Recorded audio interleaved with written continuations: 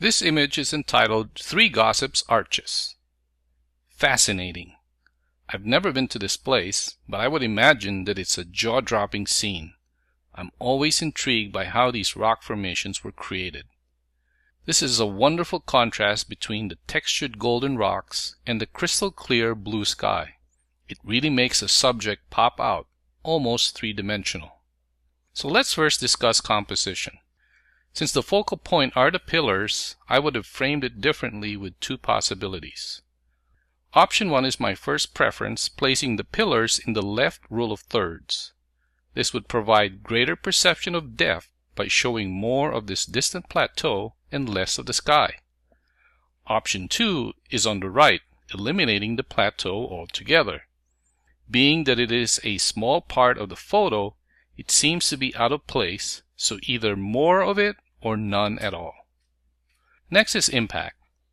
As a landscape photographer myself, one of the biggest challenges is capturing the vast scenery that gives us that "oh my God" expression.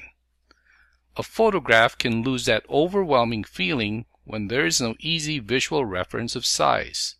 These look like trees, but unfortunately, they're too small to be effective. They could be a 3-foot shrub or a 10-foot tree. I cannot tell. I do not know if it is even possible, but it would have been better if there was a person or a jeep, or even better, a horse on top of this ridge. Technically, the first thing I notice is the sensor spot here.